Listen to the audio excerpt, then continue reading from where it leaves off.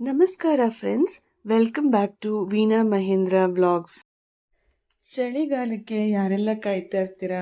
ಏಕೆಂದರೆ ಅವರೆಕಾಯಿ ಸೀಸನ್ ಅಲ್ವಾ, ಅದಕ್ಕೆ ನಾನಂತೂ ಚಳಿಗಾಲಕ್ಕೆ ಕಾಯ್ತಾ ಇರ್ತೀನಿ.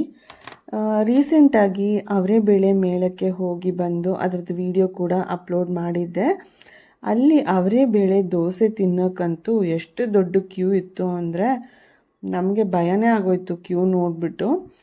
ಅಲ್ಲಿ ದೋಸೆ ಮಾಡೋದನ್ನು ವಿಡಿಯೋ ಹಾಕಿದ್ದೆ ಹೊರತು ನಾವಂತೂ ಅಲ್ಲಿ ಟೇಸ್ಟ್ ಮಾಡೋಕ್ಕಾಗಲಿಲ್ಲ. ಹಾಗಾಗಿ ಮನೇಲೇ ಒಂದು ಸತಿ ಟ್ರೈ ಮಾಡಬೇಕು ಅಂತ ಇವತ್ತು ಆ ರೆಸಿಪಿನ ನಾನು ಕೂಡ ಟ್ರೈ ಮಾಡಿ ನಿಮ್ಮ ಜೊತೆ ಕೂಡ ಶೇರ್ ಮಾಡ್ತಾಯಿದ್ದೀನಿ.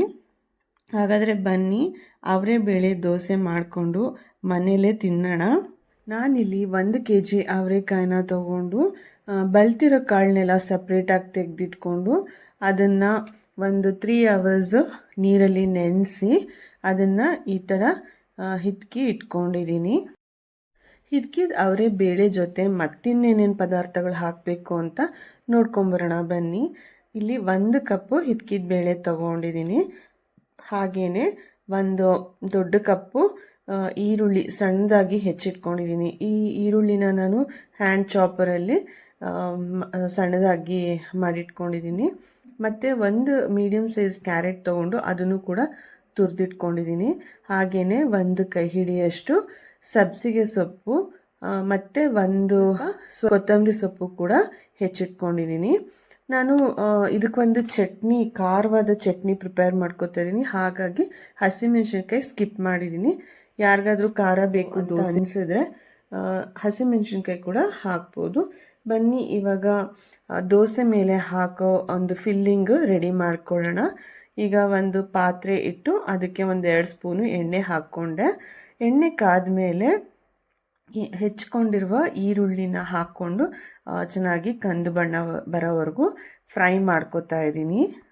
ಈರುಳ್ಳಿ ಚೆನ್ನಾಗಿ ಫ್ರೈ ಆಗಿ ಸ್ವಲ್ಪ ಬಣ್ಣ ಚೇಂಜ್ ಆಗೋ ತನಕ ಫ್ರೈ ಮಾಡಿಕೊಂಡು ಅದಕ್ಕೆ ಇವಾಗ ಹಿದ್ಕಿದ ಬೇಳೆ ಕೂಡ ಹಾಕ್ಕೋತಾ ಇದ್ದೀನಿ. ಹಿದ್ಕಿದ ಬೇಳೆ ಹಾಕ್ಕೊಂಡು ಮತ್ತೆ ಚೆನ್ನಾಗಿ ಒಂದು ಸ್ವಲ್ಪ ಹೊತ್ತು ಫ್ರೈ ಮಾಡ್ಕೋಬೇಕಾಗತ್ತೆ. ಬೇಳೆ ಒಂಚೂರು ಫ್ರೈ ಆದಮೇಲೆ ನಾವು ಮತ್ತೆ ಇದಕ್ಕೆ ತೆಗೆದಿಟ್ಕೊಂಡಿರುವ ಒಂದೊಂದೇ ಪದಾರ್ಥಗಳನ್ನ ಹಾಕೋಂತ ಬರೋಣ. ಇವಾಗ ನಾನು ಇದಕ್ಕೆ ಹೆಚ್ಚಿಟ್ಕೊಂಡಿರುವ ಸಬ್ಸಿಗೆ ಸೊಪ್ಪನ್ನು ಕೂಡ ಸೇರಿಸ್ಕೋಬೇಕಾಗತ್ತೆ. ಅದಕ್ಕೆ ಮುಂಚೆ ಒಂದು ಪ್ಲೇಟ್ ಮುಚ್ಚಿಟ್ಬಿಟ್ಟು ಒಂದು ಸ್ವಲ್ಪ ಈರುಳ್ಳಿ ಮತ್ತು ಬೇಳೆ ಬೇಯ್ಕೊಳ್ಳಿ. ನೋಡಿ ಇವಾಗ ಪ್ಲೇಟ್ ತೆಗೆದು ಮತ್ತೆ ನೋಡ್ತಾ ಇದ್ದೀನಿ. ಸೊ ಈ ಟೈಮಲ್ಲಿ ನಾವಿವಾಗ ಸಬ್ಸಿಗೆ ಸೊಪ್ಪನ್ನು ಸೇರಿಸ್ಕೊಂಡು ಒಂದು ಸತಿ ಮಿಕ್ಸ್ ಮಾಡ್ಕೊಳ್ಳೋಣ. ಈ ಸಬ್ಸಿಗೆ ಸೊಪ್ಪು ಕೂಡ ಆರೋಗ್ಯಕ್ಕೆ ತುಂಬ ಒಳ್ಳೆಯದು. ಐರನ್, ಫೈಬರು, ವಿಟಮಿನ್ಸು ಹೇರಳವಾಗಿರುತ್ತೆ. ಮತ್ತು ಇದನ್ನು ನೋಡಿ ನೀಟಾಗಿ ಒಂದು ಸತಿ ಮಿಕ್ಸ್ ಮಾಡಿಕೊಂಡು ನಂತರ ಇದಕ್ಕೆ ಹೆಚ್ಚಿಟ್ಕೊಂಡಿರುವ ಕೊತ್ತಂಬರಿ ಕೂಡ ಸೇರಿಸ್ಕೊಂಡು ಅದನ್ನು ಕೂಡ ಮಿಕ್ಸ್ ಮಾಡ್ಕೊಳ್ತಾ ಇದ್ದೀನಿ. ಇವೆರಡೂ ಸೊಪ್ಪುಗಳನ್ನ ಸೇರಿಸ್ಕೊಂಡ್ಮೇಲೆ ನಾವು ತುರಿದಿಟ್ಕೊಂಡಿರುವ ಕ್ಯಾರೆಟು ಕೂಡ ಸೇರಿಸ್ಕೊಂಡು ಅದನ್ನು ಒಂದು ಸತಿ ಚೆನ್ನಾಗಿ ಕಲಿಸ್ಕೋಬೇಕಾಗತ್ತೆ. ನೋಡಿ ಕ್ಯಾರೆಟು ಕೂಡ ಇದೆ, ಅದು ಕೂಡ ಹೆಲ್ತಿನೇ. ಇಲ್ಲಿ ಹಾಕಿರೋ ಪ್ರತಿಯೊಂದು ಐಟಮ್ಮು ಆಲ್ಮೋಸ್ಟ್ ಹೆಲ್ತಿ ಫುಡ್ಡೇ ಅಂತಲೇ ಹೇಳ್ಬೋದು. ಆ ಹೆಲ್ತಿ ಫುಡ್ನೇ ಹೇಗೆ ಟೇಸ್ಟಿಯಾಗಿ ಮಾಡ್ಕೊಂಡು ತಿನ್ಬೋದು ಅಂತ ನಾನಿವತ್ತು ತೋರಿಸ್ಕೊಡ್ತಾ ಇದ್ದೀನಿ. ಇವಾಗ ಎಲ್ಲ ಹಾಕಿದ್ಮೇಲೆ ಕ್ಯಾರೆಟು ಎಲ್ಲ ಹಾಕ್ಕೊಂಡು ಮಿಕ್ಸ್ ಮಾಡಿದ್ಮೇಲೆ ರುಚಿಗೆ ತಕ್ಕಷ್ಟು ಉಪ್ಪು ಸೇರಿಸ್ಕೋಬೇಕಾಗತ್ತೆ. ನೆನ್ಪಿಟ್ಕೊಳ್ಳಿ, ಇಲ್ಲಿ ನಾನು ಒಂದು ಚಟ್ನಿ ಕೂಡ ಮಾಡ್ತಾಯಿದ್ದೀನಿ. ಮತ್ತು ದೋಸೆ ಹಿಟ್ಟಿಗೂ ಕೂಡ ಉಪ್ಪು ಸೇರಿಸ್ಕೊಂಡಿದ್ದೀನಿ. ಹಾಗಾಗಿ ಉಪ್ಪು ಸ್ವಲ್ಪ ಆದಷ್ಟು ಬರೀ ಈರುಳ್ಳಿ ಮತ್ತು ಈ ಸೊಪ್ಪು ಮತ್ತು ಕ್ಯಾರೆಟ್ಗೆ ಹಿಡಿಯೋಷ್ಟು, ಅಂದರೆ ಕಾಳು ಇದಕ್ಕೆಲ್ಲ ಹಿಡಿಯೋಷ್ಟು ಮಾತ್ರ ಉಪ್ಪು ಹಾಕಿ ಮಿಕ್ಸ್ ಮಾಡ್ಕೋಬೇಕು. ಇಲ್ಲಾಂದರೆ ಉಪ್ಪು ಜಾಸ್ತಿ ಆದರೆ ತಿನ್ನೋದಕ್ಕಾಗೋದಿಲ್ಲ. ನೋಡಿ ಎಲ್ಲ ಮಿಕ್ಸ್ ಮಾಡಿಕೊಂಡು ಒಂದು ಸ್ವಲ್ಪ ಬೆಂದರೆ ಸಾಕು. ಈಗ ದೋಸೆ ಮೇಲೆ ಹಾಕೋ ಅವರೆಬೇಳೆ ಫಿಲ್ಲಿಂಗು ರೆಡಿ ಆಯಿತು. ಇವಾಗ ಒಂದು ಸಿಂಪಲ್ಲಾಗಿ ಚಟ್ನಿ ಮಾಡ್ಕೊಳ್ಳೋಣ. ಅದಕ್ಕೆ ನಾನು ಒಂದು ಅರ್ಧ ಕಪ್ಪು ಕಾಯಿ ತುರಿ, ಹಾಗೆ ಒಂದು 4 ಹಸಿಮೆಣಸಿನ್ಕಾಯಿ, ಒಂದು ಗೋಲಿ ಗಾತ್ರದ ಹುಣಸೆ ಹಣ್ಣು ಮತ್ತು ಒಂದು ಸ್ವಲ್ಪ ಉಪ್ಪು ಹಾಗೆ ನೀರು ಸೇರಿಸ್ಕೊಂಡು ಸ್ವಲ್ಪ ಗಟ್ಟಿಯಾಗಿ ಚಟ್ನಿ ರುಬ್ಬಿ ಇಟ್ಕೊಂಡಿದ್ದೀನಿ. ಇವಾಗ ಚಟ್ನಿ ಕೂಡ ರೆಡಿ ಆಯಿತು. ದೋಸೆ ಹಿಟ್ಟಿಗೆ ನಾನು ಸ್ವಲ್ಪ ಒಂದು ಚಿಟಿಕೆ ಸೋಡಾ ಹಾಗೆಯೇ ರುಚಿಗೆ ತಕ್ಕಷ್ಟು ಉಪ್ಪು ಕೂಡ ಸೇರಿಸ್ಕೊಂಡು ಚೆನ್ನಾಗಿ ಕಲಸಿ ಇಟ್ಕೊಂಡಿದ್ದೀನಿ.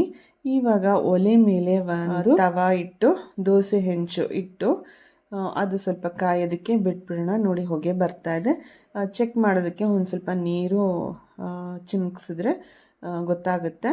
ಒಂದು ಟಿಶ್ಯೂ ಪೇಪರ್ ಇಂದ ಒರೆಸ್ಬಿಟ್ಟು ಒಂದು ಸ್ವಲ್ಪ ಎಣ್ಣೆ ಹಾಕಿ ಅದನ್ನು ಮತ್ತೆ ಈರುಳ್ಳಿ ಸ್ಲೈಸಲ್ಲಿ ಸ್ವಲ್ಪ ಹಾಗೆ ತವಾ ಮೇಲೆ ಸ್ಪ್ರೆಡ್ ಮಾಡ್ಕೊಳ್ಳೋಣ. ಮತ್ತು ನಾನೊಂದು ಸೌಟು ಹಿಟ್ಟು ತಗೊಂಡು ಹಾಕಿದ್ದೀನಿ ನೋಡಿ ಒಲೆ ಮೇಲೆ ದೋಸೆನ. ಇದು ದೋಸೆ ತಿಕ್ಕಾಗೆ ಇರಬೇಕು, ಹಾಗಾಗಿ ನಾನು ಇದನ್ನು ಜಾಸ್ತಿ ಸ್ಪ್ರೆಡ್ ಮಾಡೋಕ್ಕೆ ಹೋಗಿಲ್ಲ. ದೋಸೆ ಹಿಟ್ಟು ಹಾಕಿದ್ಮೇಲೆ ನೋಡಿ ಈ ಥರ ತೂತಾಗಿ ಚೆನ್ನಾಗಿ ಬರ್ತಾ ಇದೆ. ಒಂದು ಸ್ಪೂನು ಎಣ್ಣೆ ಸುತ್ತನೂ ಹಾಕ್ಕೊಂಡೆ. ಒಂದು ಸ್ವಲ್ಪ ದೋಸೆ ಬೆಂದಿದೆ ಅಂತ ಗೊತ್ತಾದಮೇಲೆ ಈ ಫಿಲ್ಲಿಂಗು ನಾವೇನು ಅವರೆಬೇಳೆ ಫಿಲ್ಲಿಂಗ್ ಮಾಡಿಟ್ಕೊಂಡಿದ್ವಲ್ಲ ಅದನ್ನು ನೀಟಾಗಿ ಸ್ಪ್ರೆಡ್ ಮಾಡ್ಕೊತಾ ಬರಬೇಕು. ನಾವು ಹೋಟೆಲ್ ಅಥವಾ ಅವರೆಬೇಳೆ ಮೇಳದಲ್ಲಿ ನೋಡ್ತೀವಲ್ಲ, ಅವ್ರು ಎಷ್ಟು ಫಾಸ್ಟಾಗಿ ಮಾಡ್ತಾ ಇರ್ತಾರೆ. ಆ ಥರ ಮಾಡೋದಕ್ಕೆ ಒಂದು ಸ್ವಲ್ಪ ಅಂದರೆ ಪ್ರಾಕ್ಟೀಸ್ ಇರಬೇಕು. ಬಟ್ ಹೀಗೆ ಮನೆಯಲ್ಲಿ ಸ್ವಲ್ಪ ನಿಧಾನಕ್ಕೆ ನೀಟಾಗಿ ಒಂದು ಕಡೆಯಿಂದ ಸ್ಪ್ರೆಡ್ ಮಾಡಿಕೊಂಡು ಅದನ್ನು ಲೈಟಾಗಿ ಪ್ರೆಸ್ ಮಾಡ್ಕೋತಾ ಹೋಗಬೇಕು. ನೋಡಿ ಎಷ್ಟು ಚೆನ್ನಾಗಿ ಕಾಣಿಸ್ತಾ ಇದೆಯಲ್ಲ, ನನಗಂತೂ ತುಂಬ ಖುಷಿ ಆಯಿತು. ಫಸ್ಟ್ ಟೈಮ್ ಟ್ರೈ ಮಾಡಿದ್ದು ನಾನು ಕೂಡ, ತುಂಬಾ ಚೆನ್ನಾಗಿ ಬಂತು. ಸೊ ಈ ಫಿಲ್ಲಿಂಗ್ ಎಲ್ಲ ಹಾಕಿ ಪ್ರೆಸ್ ಮಾಡಿದ್ಮೇಲೆ ಮತ್ತೆ ಒಂದು ಸ್ಪೂನು ಎಣ್ಣೆ ಸುತ್ತ ಮತ್ತು ಅದ್ರ ಮೇಲೆ ಹಾಕ್ಕೋಬೇಕು. ಆಮೇಲೆ ಈ ಫ್ಲೇಮು ಮೀಡಿಯಮ್ ಫ್ಲೇಮಲ್ಲೇ ಇಟ್ಕೋಬೇಕು. ಚೆನ್ನಾಗಿ ಬೇಯಬೇಕಲ್ವ ದೋಸೆ, ಏಕೆಂದರೆ ಸ್ವಲ್ಪ ದಪ್ಪಕ್ಕೆ ಹಾಕ್ಕೊಂಡಿರ್ತೀವಿ. ಆಮೇಲೆ ದೋಸೆ ಬೆಂತು ಅಂತ ಗೊತ್ತಾಗುತ್ತಲ್ಲ ನಮಗೆ, ಆವಾಗ ತಿರುವಿ ಹಾಕ್ಕೋತಾ ಇದ್ದೀನಿ ನೋಡಿ. ಫಿಲ್ಲಿಂಗು ಸ್ವಲ್ಪ ಕಚ್ಕೊಂಡಿರಲ್ಲ, ಮೇಲ್ಗಡೆ ಇರೋದು ಅದು ಸ್ವಲ್ಪ ಆ ಕಡೆ ಈ ಕಡೆ ಬರುತ್ತೆ, ಅಂದರೂ ಏನು ಪರವಾಗಿಲ್ಲ. ಅದೇನು ಫುಲ್ಲು ಸ್ಟಿಕ್ ಆಗಿರಲ್ಲ ದೋಸೆಗೆ. ಸೊ ಇವಾಗ ತಿರುವಿ ಹಾಕಿದ್ಮೇಲೆ ಮತ್ತೆ ಒಂದು ಸ್ವಲ್ಪ 1-2 ನಿಮಿಷ ಹಾಗೆ ಬಿಟ್ಬಿಟ್ಟು ಬೇಯೋದಕ್ಕೆ ಬಿಟ್ಬಿಡೋಣ. ಒಂದು ಮುಕ್ಕಾಲು ಬೆಂದಿತ್ತಲ್ಲ ಫಿಲ್ಲಿಂಗ್ ಎಲ್ಲ, ಸೊ ಇವಾಗ ಈ ದೋಸೆ ಜೊತೆಗೆ ಅದು ಬೇಯೋಕ್ಕೆ ಬಿಡಬೇಕು.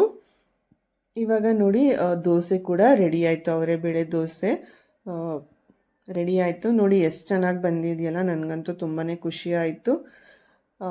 ಚೆನ್ನಾಗಿ ಬಂದಿರೋದಷ್ಟೇ ಅಲ್ಲ, ನೋಡೋದಕ್ಕೆ ತಿನ್ನೋದಕ್ಕೂ ಅಷ್ಟೇ ಚೆನ್ನಾಗಿತ್ತು. ನಮ್ಮ ಮನೇಲಂತೂ ಎಲ್ರಿಗೂ ಇಷ್ಟ ಆಯಿತು. ನೋಡಿ ಬರೀ ಒಂದು ಸಿಂಪಲ್ ಕಾಯಿ ಚಟ್ನಿ ಜೊತೆ ಬಡಿಸ್ತಾ ಇದ್ದೀನಿ. ನಿಮಗೂ ಅನ್ನಿಸ್ತಾ ಇದೆಯಲ್ಲ ಚೆನ್ನಾಗಿ ಬಂದಿದೆ ಅಂತ. ನೀವು ಟ್ರೈ ಮಾಡಿ ಹೇಳಿ ಹೇಗೆ ಬಂದಿತ್ತು ಅಂತ. ಸೊ ಇದೆಲ್ಲ ಹೊರಗಡೆ ತಿನ್ನೋಕ್ಕೆ ಹೋದರೆ 80 ರೂಪಾಯಿ 100 ರೂಪಾಯಿ ಎಲ್ಲ ಇರುತ್ತೆ ದೋಸೆಗಳು. ನಾವೇ ಮನೆಯಲ್ಲಿ ಇವಾಗ ಸೀಸನ್ ಇರೋದ್ರಿಂದ ಮಾಡ್ಕೊಂಡು ತಿನ್ಬೋದು.